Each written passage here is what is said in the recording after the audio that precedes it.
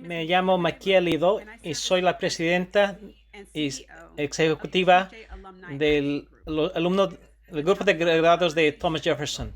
El tópico es eliminando la segregación moderna escolar. Es un tópico bien complejo, pero bien importante. Y primero quiero reconocer a nuestros sponsors, compañeros, organizaciones. Muchos organizaciones no gubernamentales están cooperando para traer esta serie.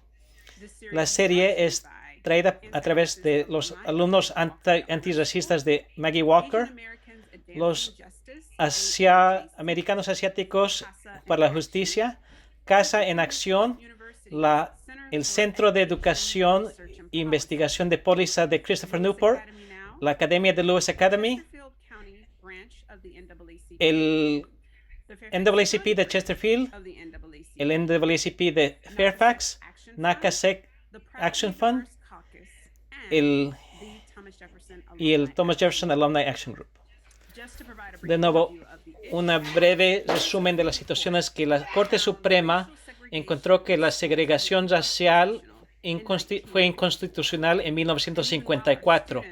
Y aunque nuestros estudiantes aprenden de este cambio histórico durante la era de los derechos civiles, seguimos ahora en un sistema educativo que continúa a reflejar inequidades raciales, en una situación en la cual más de mitad de los estudiantes están en un ambiente en cual están en escuelas basadas predominantemente por raza y en el cual esa diferencia disminuye y cambia el monto de recursos que reciben cada una de las escuelas, aunque tienen el mismo número de estudiantes.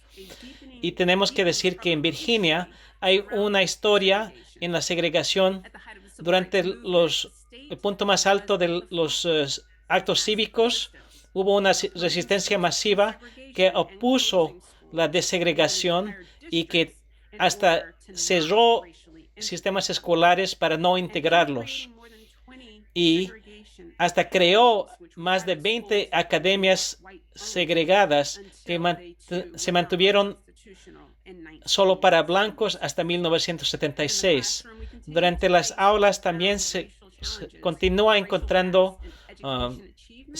significantes obstáculos en términos de cómo los estudiantes que no son blancos sufren más consecuencias de disciplina o hasta los impactos de COVID y la pandemia, cómo ha afectado a las comunidades de color más.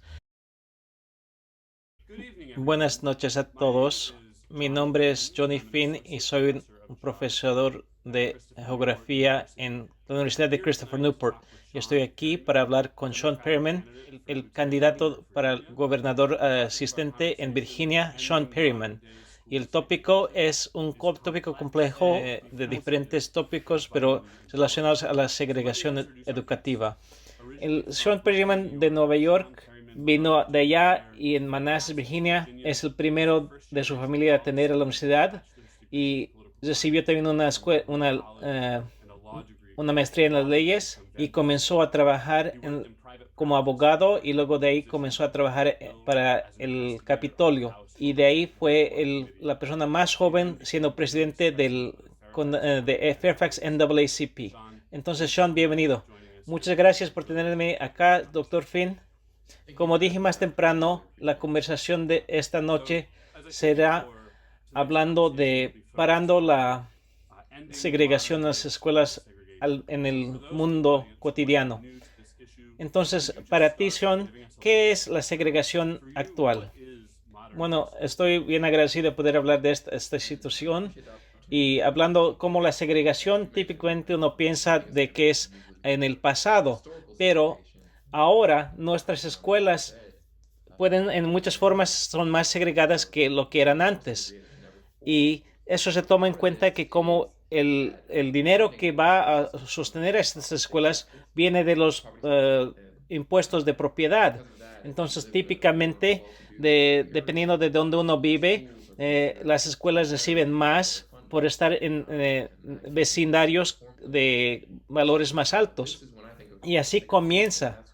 Entonces, como ahora, añadiendo esto, hay de nuevo los logros que pueden recibir o tener o hasta cómo son disciplinados los estudiantes.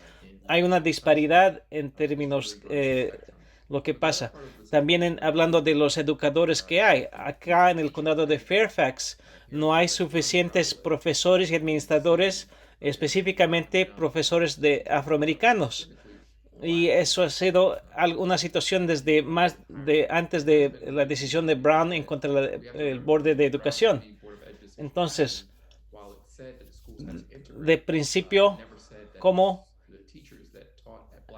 hasta los educadores de afroamericanas no han sido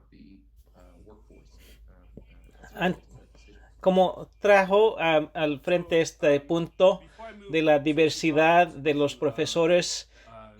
¿Cómo podemos mejorar esto en Virginia en reclutar y dar trabajo a profesores y para que puedan ser modelos para los estudiantes?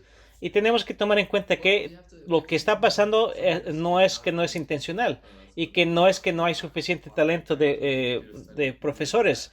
Se ha encontrado que no es que no hay suficiente, sino que es el método y la metodología de darles el trabajo, de elegir a las personas a las posiciones o cómo son elegidos las personas.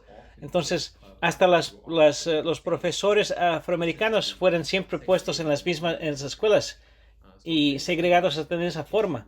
Entonces, parte de esto es las pólizas que están involucradas en todos estos pasos, pero también entonces antes no había ninguna metodología de cómo conseguir a los candidatos para trabajo administrativos. Entonces, todas esas estructuras crearon una fuente de trabajo que es homogénea, entonces que no es muy diversa. Entonces, para atraer a más educadores diversos, se tiene que lidiar con el pago que se les paga a los profesores. Para mantener talento y conseguir el talento se tiene que pagar en una forma mejor y tenemos que pensar de a dónde estamos reclutando a los profesores y también qué estamos haciendo para mantenerles. Y durante esta pandemia se tiene que tomar en cuenta que en muchas formas se ha sido un poco cruel hacia los profesores. Entonces, quiero regresar un poco de vuelta al impacto de la pandemia de COVID-19, al impacto que ha tenido no solo a los estudiantes, pero sino también a los profesores. Y reenfoquémonos ahorita un poco en los estudiantes. Una de las razones más claves de enseñar los estudios sociales es de asegurarnos de que ellos aprenden del pasado para no repetir los mismos errores del pasado y poder hacer mejores decisiones en sus futuros. De tu perspectiva, con tu experiencia, de lo que traes a la mesa, ¿qué dijeras a los educadores para ayudar a que ellos enseñen mejor a los estudiantes relacionado a la segregación? Bueno, yo dijera, es como una línea tercera de tren que es peligrosa. Yo dijera que no hay que tener asunciones, pero lo importante de hacer es de ver qué es lo que piensan los estudiantes, qué son lo que creen. Y cuando yo visitaba universidades comunitarias, les preguntaba qué es lo que piensan del país, qué es lo que piensan de América, y usara ejemplos de los libros históricos que tenemos y qué es lo que ha distinguido a los Estados Unidos de otros países.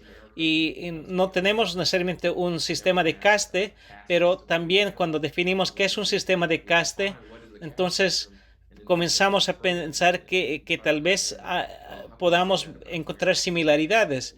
Entonces, a un nivel bien básico se comienza a través de averiguar qué es lo que ellos saben, qué es lo que ellos creen, los estudiantes, y cómo ellos ven la jerarquía social que existe y utilizar eso como una rampa de donde poder comenzar a hablar de racismo y segregación y de ahí comienza la conversación.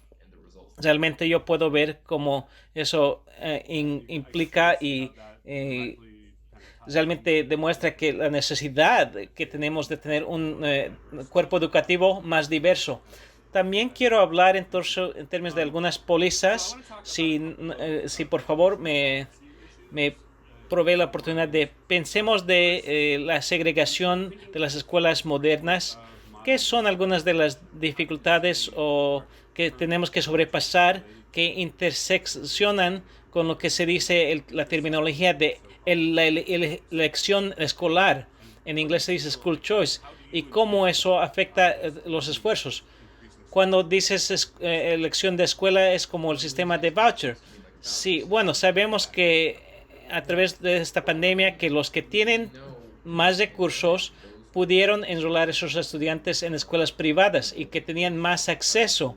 Cuando hablamos el derecho de elegir escuelas es para utilizar los dineros públicos para apoyar a escuelas privadas y que puedan elegir cualquier escuela quieran.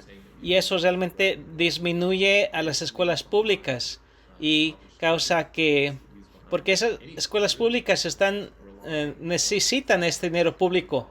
Entonces, cuando se hace la elección de escuelas, se quita ese dinero a las escuelas públicas y se pone el dinero en las manos de las personas que ya tienen recursos. Entonces eso causa y típicamente es hecho en una forma no equitativa y no hay forma de cómo demostrar de que el dinero que se está dando esté hecho. Y entonces por eso yo estoy opuesto a la elección escolar, school choice.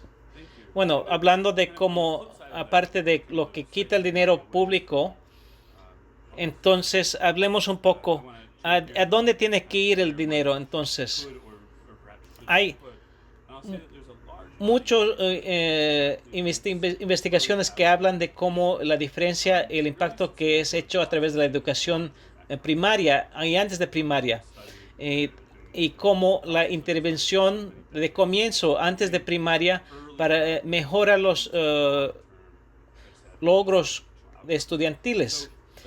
¿Qué podemos hacer para aumentar el acceso a la educación antes de los años primarios? Bueno, yo dijera que parte de mi plataforma al ser teniente gobernador es de tener pagado un preescuela universal para que todo estudiante tenga acceso, para que todo estudiante pueda mejor recibir esos beneficios para sus futuros y de que nos tenemos que asegurar de que esto esté y se pueda acceder por todos en la comunidad. Y hay muchos cambios que se puede decir, y para pagar esto se puede conseguir dinero a través de otros cambios que han habido en el estado, como la legalización de la marihuana y cosas así. Entonces, cuando los estudiantes entran a las escuelas, después de eso también hablamos del programa de plazo avanzado, como comenzando el segundo grado ya comienzan a ser juzgados y a qué niveles van a poder lograr. O sea, de esos niveles tempranos comienzan las consecuencias de acceso. Y de nuevo, para disminuir esos impactos negativos se necesita la educación universal pre-kinder. Bueno, gracias. Y también quiero, siendo geógrafo, quiero, de mi punto de vista, pienso de cómo estos diferentes fenómenos que estamos hablando pasan en diferentes partes, en diferentes geografías. Y pensamos como muchas de las dificultades que sienten los estudiantes de color también son similares a dificultades que tienen que sobrepasar los estudiantes que viven en áreas más rurales. Entonces, pensemos un poco cómo las comunidades no blancas encuentran en los lugares urbanos similarmente o las diferencias al nivel rural. Entonces, hable un poco de cómo esto, no solo durante la pandemia, pero sino también después de la pandemia, cómo podemos, o si hay similaridades en cómo se puede ayudar a las escuelas rurales y a las escuelas urbanas, o si hay diferencias. Quiero oír un poco más de eso. Y yo dijera que hay más similaridades que diferencias dependiendo de los distritos de escolares que uno hable. Por ejemplo, las comunidades más rurales las escuelas es el acceso al Internet, de la red, para poder tener acceso. Se está tratando de hacer eso a través de accesos hotspot, calientes, donde pueden acceder. Por ejemplo, en la parte del oeste del estado. Y hay mucha pobreza en esas escuelas. Y están viviendo en un área que por las casas de vacación el ingreso es aumentado, pero no necesariamente es reflejado en la población local. De nuevo, eso es solo un ejemplo. O también hay la fórmula que es utilizada para encontrar lo que necesita cada escuela o cada distrito escolar. No típicamente toma en cuenta esas cosas, esas situaciones que reflejan lo que es los recursos que realmente tiene cada comunidad. También tenemos que hablar de las infraestructuras y cómo los edificios son más viejos, necesitan más arreglos. Y de nuevo, a través de la pandemia se ha visto más de estas necesidades que hay. Entonces, también estas cosas se ven a nivel urbano. Entonces, la fórmula que tenemos en el estado de Virginia para asegurarnos de que el dinero apropiado, los recursos apropiados vayan a los distritos correctos escolares, esa fórmula es realmente algo que se encuentra y impacta a las áreas rurales y que es un problema significante en las rurales. Y en las áreas rurales los jóvenes mismos no ven dónde más pueden estar en ese área rural, aparte de dejar sus hogares. Entonces, esas son cosas que tenemos que resolver y eso comienza con la infraestructura que hay para asegurarnos de que las personas puedan seguir manteniendo sus vidas en sus áreas rurales. Y eso se encuentra en todo el estado. Gracias. Y hablando de mi propia experiencia, teniendo yo a 2 hijos en las escuelas públicas y viendo cómo el sistema público ha tratado de lidiar con esa división digital durante la pandemia y ha traído y ha demostrado las inequidades que hay y que existen. Por ejemplo, en mi área, que es más urbana, pero también se ve que las dificultades que también hay en las áreas rurales. Ahora cambiamos un poco de caja, hablando de la disciplina y hablando de cómo hay hay desproporcionalmente más, se les castiga a los estudiantes de color. Y yo cuando era joven tenía me mal comportaba a veces. Y ahora, siendo escolar, he visto cómo en muchas de estas situaciones de que yo pasé siendo joven, tuve oportunidad de escapar el sistema judicial y para regresar a las escuelas, para regresar, para no tener que sufrir los castigos. Y eso es algo que típicamente estudiantes de color no tienen esa oportunidad. Y hablo un poco del impacto de la disciplina desapropiada, desproporcional que existe para los jóvenes de color. Y tal vez, no sé si quieres hablar un poco en algunas pólizas que piensas o tienes en mente para arreglar esto. Bueno, cuando hablamos de la línea de las escuelas a las prisiones, es un dicho que se dice, pero tenemos a estudiantes de edad escolar que, como dijiste, estudiantes como ti que tal vez tienen un poco de temperamento, y yo sé tal vez un poco de eso también cuando era joven, pero jóvenes ahorita en años escolares que tal vez no saben cómo lidiar con su temperamento, de repente se encuentran esa inmadurez, esa falsa de desarrollo, de repente les pone en situaciones en cuales van a ser encarcelados y de que van a ser, y de nuevo van a estar comenzados a ser tratados como criminales, arrestados. Entonces es de nuevo una marca que les cae y les sigue toda su vida. Y esto está pasando más y más en edades más y más jóvenes. De nuevo, a través del Fairfax NAACP, en nuestros esfuerzos hemos visto que niños hasta con los años de sexto y sexto grado están siendo arrestados, siendo afroamericanos latinos, y no están recibiendo esa segunda oportunidad, o como tú dijiste, esa oportunidad de escapar las consecuencias judiciales. Entonces, no es algo que, algunas cosas que pasan que tal vez no son claramente crímenes, pero que tal vez que son entre medio falta de conducta. Todos los arrestos eran falta de conducta, falta de conducta. Entonces, cuando hablamos de que era la falta de conducta, puede haber sido correr durante la aula o gritando, o sea, comportamiento de juventud. De repente fue mal comportamiento suficiente para ser arrestados y para tener un récord criminal y ser disciplinado, suspendido. Y si estas cosas pasan a un estudiante, causa que el estudiante tenga menos oportunidades para poder egresar, para poder tener oportunidades en sus futuros. Y es como se comienza para fallar a los estudiantes y que tal vez tengan más oportunidad de entrarse a las cárceles. Entonces, de nuevo, como vemos en nuestras poblaciones, en nuestro sistema judicial, si no uno recibe el beneficio de la ley, va a tener consecuencias más graves, y esas son las realidades de un sistema racista judicial, y eso es lo que estamos buscando, y estamos viendo que esto está pasando más y más temprano en las vidas de las juventudes de color. Entonces, algo que yo abogo es para quitar y eliminar a los oficiales de seguridad en las escuelas, porque ellos no necesariamente añaden a seguridad de las escuelas, pero ellos facilitan estos movimientos a criminalizar a las juventudes de color.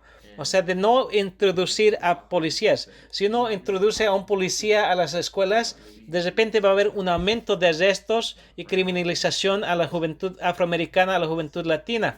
Por eso mismo tenemos que tener consejeros, no policías. Tenemos que tener apoyo y tenemos que tratar todo para eliminar y no tener los policías en las escuelas, y de tener un acuerdo para que no tengan la necesidad, la oportunidad de arrestar y criminalizar a los jóvenes, a la juventud por mal comportamiento. Gracias. Y déjame preguntar, aparte de eliminar a los oficiales de las escuelas, ¿qué más? Aparte, tal vez algo distinto, piensas algún tipo de cambio en póliza que se pueda hacer hecho al nivel estatal para mejorar la situación en las escuelas inmediatamente, para disminuir las disciplinas disproporcionales en las poblaciones de color. Bueno, yo dijera de nuevo, limitar qué tipo de crímenes pueden indicar los oficiales en las escuelas, no solo el mal comportamiento. Entonces tenemos que quitarles esa opción para que no estén criminalizando a la juventud. Y también podemos ver cómo estamos alocando nuestros recursos y de asegurarnos de no estar alocando para oficiales, pero sino para conseguir y dar trabajo a consejeros, para que tengan suficientes consejeros para buscar que hayan oportunidades virtuales de consejeros, tal vez en áreas más rurales donde tal vez no hay suficiente acceso. Y de nuevo, de enseñar a los estudiantes a cómo maniobrar su temperamento y para que puedan lidiar con sus dificultades mejor. Gracias. Quiero cambiar un poco a otro tópico y ahora hablar un poco de las conexiones entre la segregación educativa y dijiste un poco de esto, y cómo hablaste como de las casas y los hogares, y cómo los hogares alrededor de las escuelas y cómo se provee los recursos de los impuestos de propiedad a las escuelas a través de las zonas de educación. Entonces, para dar un poco más de punto de vista, mi expertise en geografía, me enfoco en estudiar la historia y ver los impactos que siguen pasando a través después de la segregación de hogares de antes, y cómo la historia de segregación en hogares del pasado sigue teniendo impacto y eso sigue manteniendo una inigualdad económica, que es un resultado de segregación que había en el pasado. Y eso aumenta y causa una diferencia en los recursos que hay para las escuelas entre las comunidades con valores altos y las comunidades de valores bajos. De nuevo, el primero de comunidades que típicamente son más blancas y las otras que típicamente no son blancas. Y cómo, de nuevo, eso causa que nuestras escuelas sean pobladas reflejando esos mismos razas. Entonces, hay una conexión directa en la segregación de hogares del pasado y al nivel local y lo que pasa en términos a los recursos que están en las escuelas y los impactos que han. Y tal vez quiero preguntarte que si tal vez estás hablando un poco o quieres hablar un poco de la póliza de hogar y cómo se puede dar acceso a hogares sostenibles. Sí, tomando en cuenta cómo, dónde viven las personas si no tienen, de nuevo, si un distrito bueno no tiene casas de bajo costo, en valor, entonces en ese distrito no habrán estudiantes que tienen diferentes niveles económicos y luego eso limita la zonificación o cambio de zonas y eso cambia de nuevo esa situación que dice no construir detrás de mi casa. NIMBY se dice en inglés y eso como previene la diversificación de hogares y de nuevo continuar lo que era antes en inglés se dice redlining, las zonas rojas y que eso era antes una discriminación de hogares de vecindarios. Entonces eso continúa y vemos los resultados de eso. Entonces tenemos que seguir pensando de cómo damos recursos a las escuelas y cómo y el impacto que eso hace a los distritos escolares. Es todo interseccional, es todo interrelacionado y es parte de la historia de Virginia, la historia de los Estados Unidos y cómo las zonas rojas han impactado las escuelas ahora. Quiero preguntar un poco más de eso. Siendo científico social, me enfoco en cómo hay interrelaciones entre diferentes cosas y cómo los impactos del racismo y la economía impacta la economía y la inigualdad. Entonces, quiero decir esto de principio, que el principio de separado e igual, el principio que estaba al centro del caso de Brown contra educación en 1954, fue nombrado inconstitucional. Entonces, ahora, tomando en cuenta todo eso, eso lo hace que, hablando de la desigualdad racial, es como más fácil de hablar de la desigualdad económica y cómo es más fácil hablar de la desigualdad económica y a través de enfocarse en cosas económicas, tal vez vamos a lidiar con los problemas raciales y algunas personas tienen dificultad en hablar con lo racial. Entonces, pensemos que hay muchas escuelas que efectivamente son segregadas bajo raza, pero si solo enfocáramos en las cosas económicas, pero muchas personas solo se enfocan, y no digo que solo te has enfocado en lo económico, pero hay muchas personas que solo se enfocan en lo económico. Y si tomamos en cuenta que las escuelas ya estaban segregadas, pero si solo nos enfocamos, tomándonos en cuenta, pero solo nos enfocamos en lo lado económico, tal vez estamos arriesgándonos a tal vez regresar a lo que era separado e igual, o tal vez sin poner al centro de todos estos esfuerzos de reforma lo que es la raza, que es obvio. Es una buena pregunta. Y yo sé que típicamente se habla del lado económico porque muchas veces es como es un alternativo de hablar de la raza, porque en la ley no se puede hablar de la raza, pero se habla de los recursos. Pero entonces tenemos que pensar cómo damos los recursos a las escuelas y tenemos que cambiar el modelo para que sea más equitativo y pueda repartir más igualmente. Entonces el impacto cambia, ya no puede solo uno elegir tal vecindario y pensar que está recibiendo tales escuelas. Entonces tenemos que pensar cómo eso cambia la mentalidad. Y entonces bajo necesidad tenemos que también ver cómo las personas eligen dónde vivir, y muchas personas eligen dónde vivir basado en los sistemas escolares. O sea, tenemos que cambiar y impactar eso también para tener un sistema más integrado del sistema que tenemos. O sea, es correcto.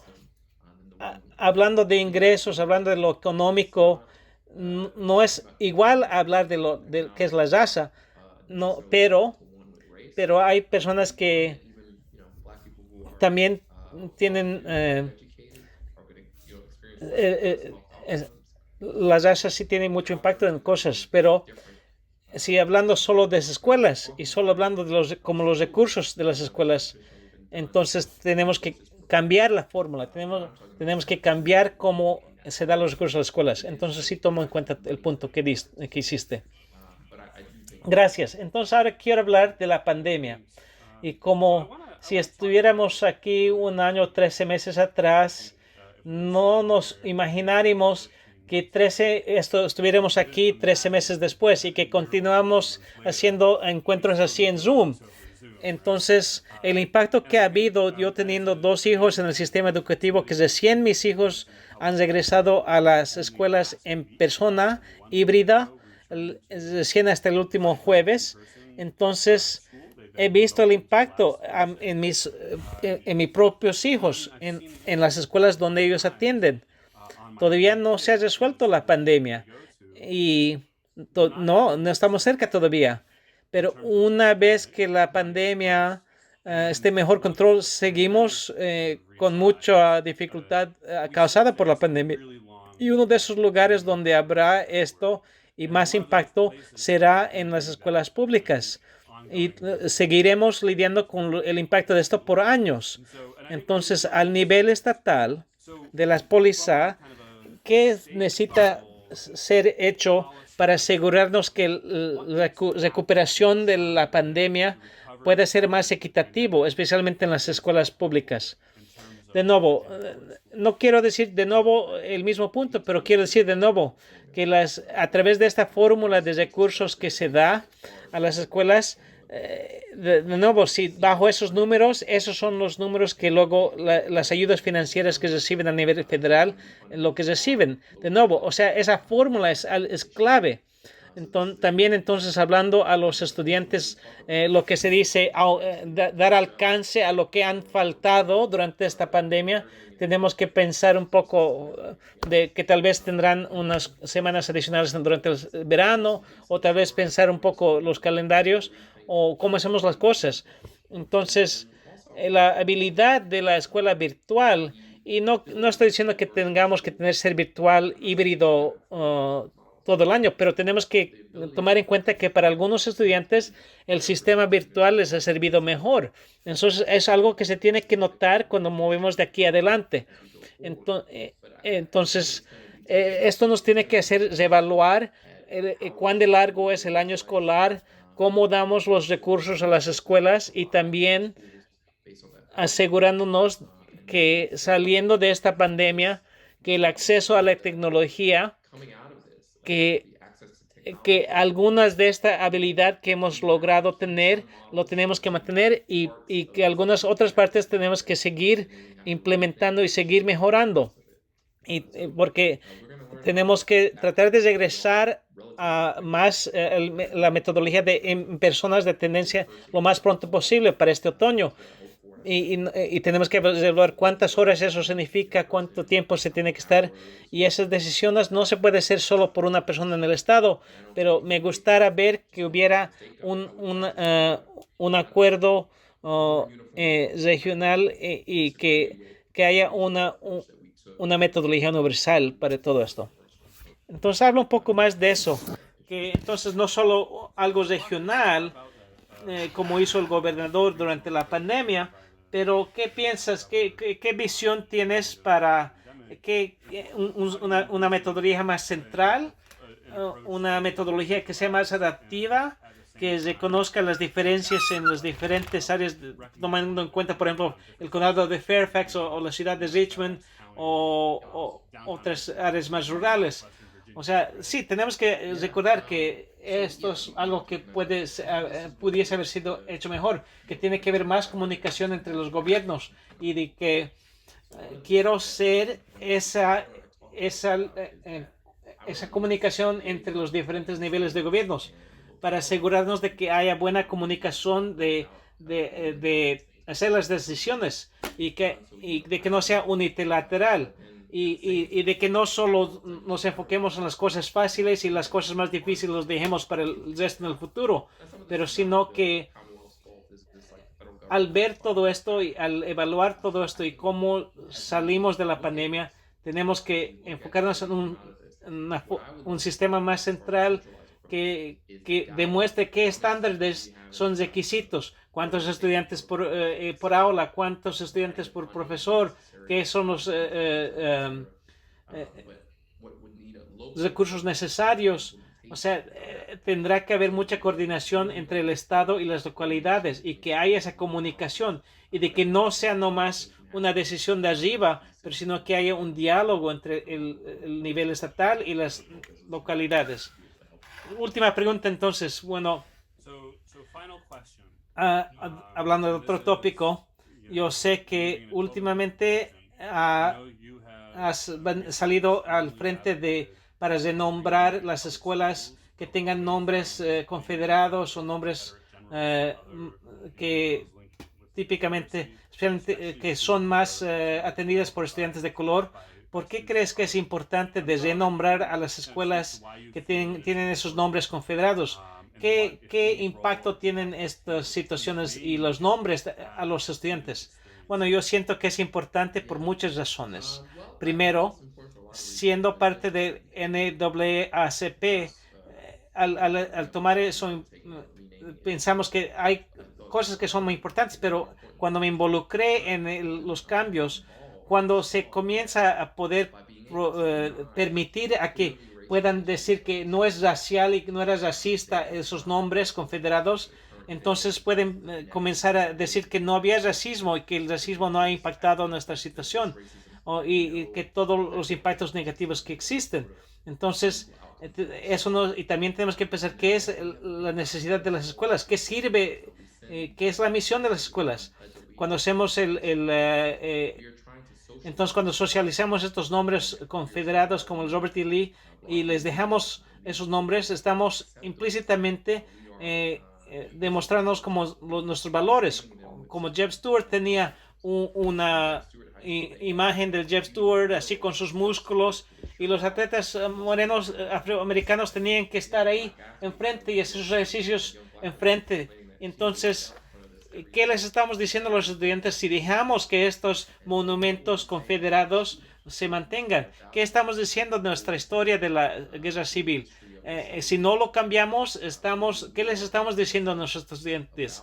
Entonces, esas cosas, esos nombres, que estos miembros de escuelas ahora no quieran cambiar, que estos de juntas escolares no quieren cambiar, para mí me enferma. Entonces, por eso es algo que yo creo que es bien importante cambiar. Bueno, de nuevo, gracias, Sean, por estar con nosotros y por haber compartido con nosotros. Te deseamos todo lo mejor en tu campaña y espero que podamos tener otra oportunidad en hablar. Y agradezco a todos que han estado oyendo esta noche. Muchas gracias. Cuídense